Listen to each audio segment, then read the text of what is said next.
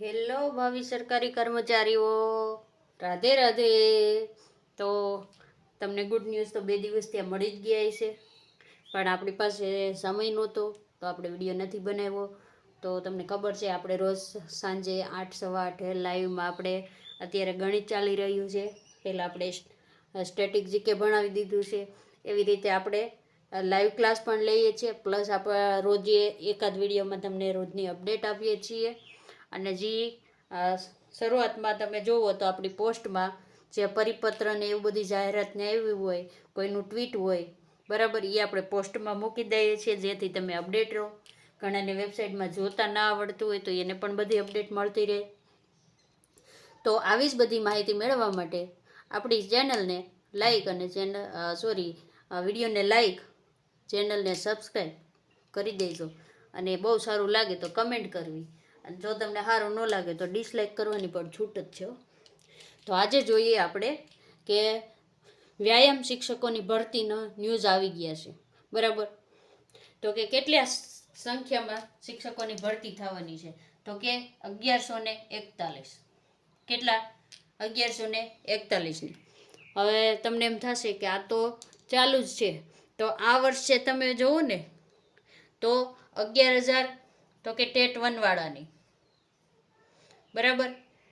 Plus આ વ્યાયામ શિક્ષકો બોલો હાલો, પ્લસ 3,000 કચ્છ સ્પેશિયલ 1 થી 5ની, અને પ્લસ 1,600 જગ્યા કચ્છ સ્પેશિયલ 6 થી 8ની. હો, આ 6 થી 8ની ગણવી, 6 થી 8, આ 1 થી 5 કચ્છ સ્પેશિયલ, અને આ છે વ્યાયામ શિક્ષક, અને આ થઈ 1 થી 5, બરાબર.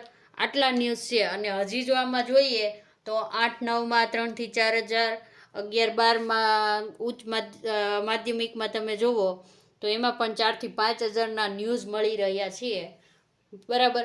આ 2 ન્યૂઝ છે ને એ પણ આપણને મળેલા છે.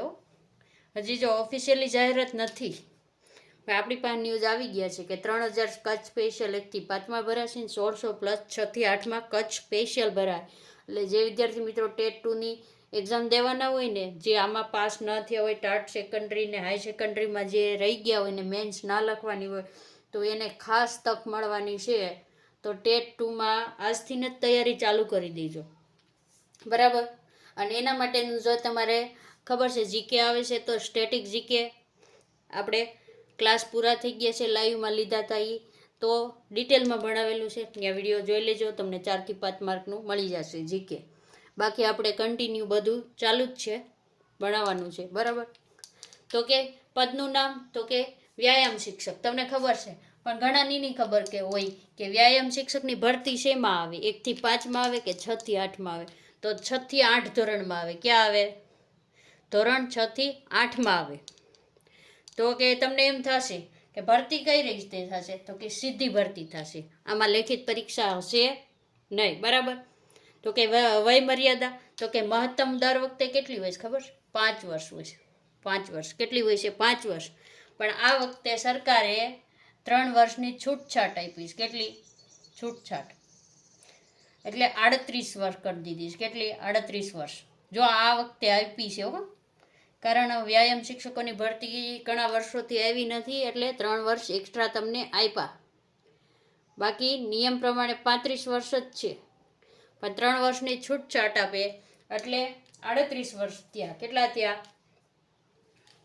હવે તમને એમ થાય તો કે આ તો બધા જનરલ માટે થઈ ગયા ને, છૂટછાટ આપી એટલે 35 ને 3 38. તો કે આના માટે બધા ફોર્મ ભરીએ, કે જનરલ વાળા હોય, કેટેગરી વાળા હોય, જી હોય તે બધા. 38 વર્ષ તો મિનિમમ થઈ ગયું, 3 વર્ષની છૂટ આપી એટલે. બરાબર, મિનિમમ ને મહત્તમ 38 વર્ષની ઉંમર મર્યાદા થઈ ગઈ. તો કે મહિલા ઉમેદવાર હોય ને તો એને અલગથી જે છૂટ મળતી હોય ને મળશે, મહિલાને અલગથી પાછી.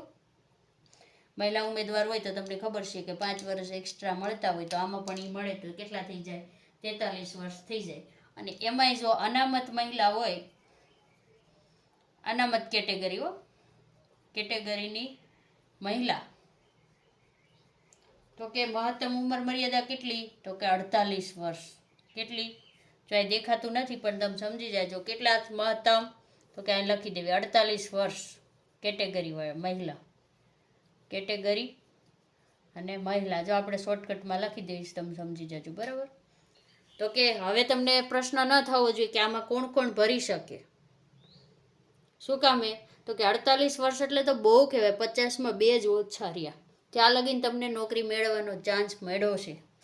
જેણે સીપીએડ, બીપીએડ અથવા તો ડીપીએડ કરેલું હોય એ જ આ ભરતીમાં ફોર્મ ભરી ગયા. હવે પછી કમેન્ટમાં એમ ન કરતા પાછા કે મેડમ મેં ટેટ 1 કર્યું છે અને ટેટ 2 કર્યું છે તો હું આમાં ફોર્મ ભરી શકું કે નહીં. ઘણા આપણી કમેન્ટ છે ને દે ધનાધન જ કરતા હોય, કાંઈ વાંચવાનું નહીં, કાંઈ જોવાનું નહીં, બસ દે એટલે દે.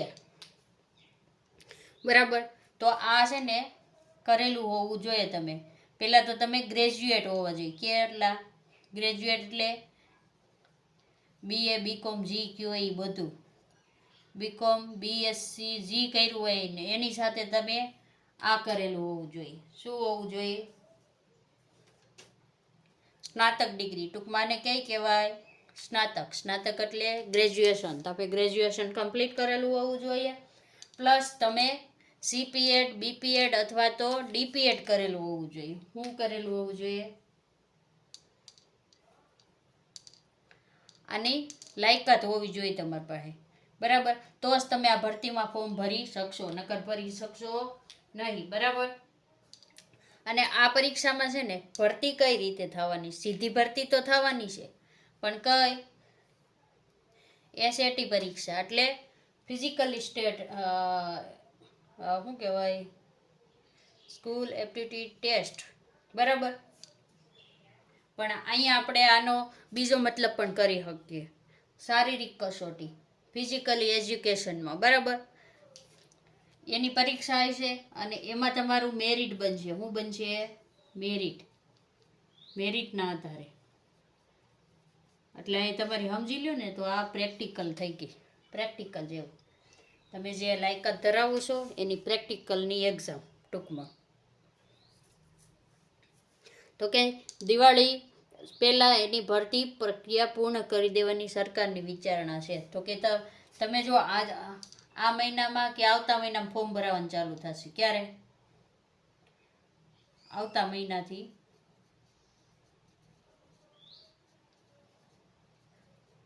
ભરતી પ્રક્રિયા ચાલુ થશે. શું કામ? સરકારને બહુ ઉતાવળ છે ભરતી કરવાની.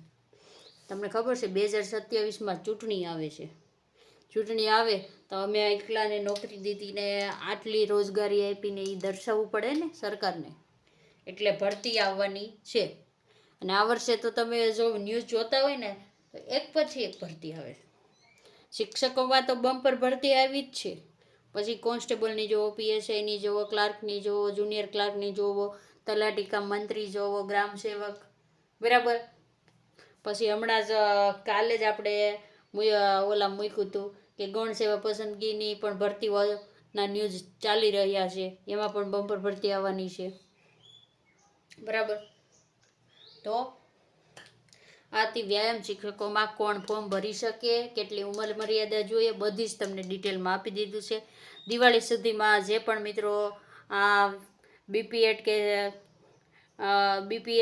કે ડીપીએડ કે સીપીએડ કરેલું છે એ મિત્રોને દિવાળી સુધીમાં નોકરીવાળા થઈ જશો તમે. સરકારી નોકરી. હો ભાઈ, માન સન્માન બધું વધે. તો મહેનત કરી લેજો. આજના વિડીયોને આપણે અહીંયા પૂર્ણ કરીએ છીએ. રાધે રાધે.